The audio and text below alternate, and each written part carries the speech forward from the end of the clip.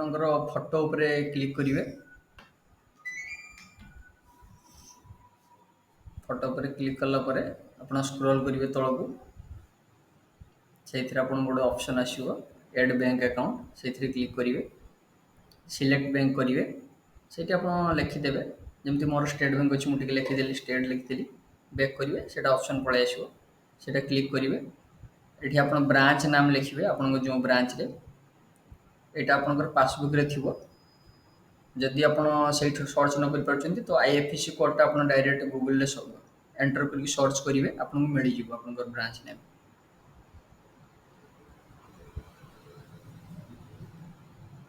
ଏଠି ମୁଁ ଅପଡେଟ୍ କରୁଛି ମୋ ବ୍ରାଞ୍ଚ ନେମ୍ଟା।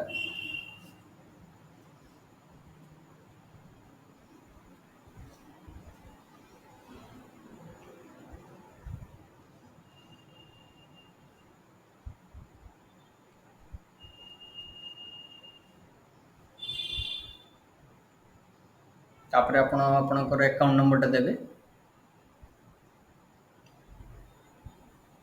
ବେନିଫିସିଆରୀ ଆକାଉଣ୍ଟ ନମ୍ବରରେ।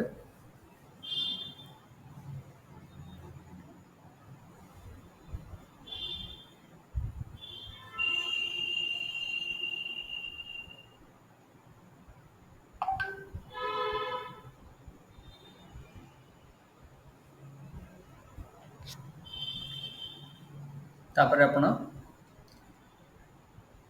ଏଇଟା ଯେଉଁ ନେକ୍ସଟ ଆମର ରହୁଛି IFSC କୋଡ଼ଟା, ସେଇଟା ଦେବେ। ସେଇଟା ଥିବ ଆପଣଙ୍କର ପାସବୁକ୍ରେ, ଚେକ୍ କରିବେ। ତାପରେ ଆପଣଙ୍କର account beneficiary account name, account holder ଯେଉଁ ନେମ୍ ରହୁଛି ତାଙ୍କ ନାମଟା ଲେଖିବେ, ଆପଣଙ୍କ ନାଁଟା। ତାପରେ ଆପଣ ଭେରିଫାଇ ବ୍ୟାଙ୍କ ଆକାଉଣ୍ଟ କରିବେ, କିନ୍ତୁ ଭେରିଫାଇ ବ୍ୟାଙ୍କ ଆକାଉଣ୍ଟ କରିବା ଆଗରୁ ଆପଣଙ୍କ ୱାଲେଟ୍ରେ ମିନିମମ୍ 5 ଟଙ୍କା ରହିବା ଅତି ଆବଶ୍ୟକ, ନହେଲେ ହେଇପାରିବନି verify bank account. Verify bank ଆକାଉଣ୍ଟରେ କ୍ଲିକ୍ କରିକି ଆପଣ ଦେଖିବେ ସେଇଟା ଗୋଟେ ଗ୍ରୀନ୍ କଲର ସିମ୍ବଲ ଆସିବ, ତାହେଲେ ଜାଣିବେ ଯେ ଆପଣଙ୍କର ସକ୍ସେସଫୁଲି ହେଇଗଲା, ଭେରିଫାଇ ହେଇଗଲା। ତାପରେ ଆପଣ ଏଡ୍ ବ୍ୟାଙ୍କ ଆକାଉଣ୍ଟ କରିବେ। କରିସାରିଲା ପରେ ଆପଣଙ୍କର ଆସିବ ଏମିତି ଗୋଟେ ଭେରିଫାଇ କଲେ, ତାପରେ ଏଡ୍ ବ୍ୟାଙ୍କ ଆକାଉଣ୍ଟ କଲେ ଏମିତି ବ୍ୟାଙ୍କ ଆକାଉଣ୍ଟ ସକ୍ସେସଫୁଲି ଏଡ୍ ହେଇଯିବ।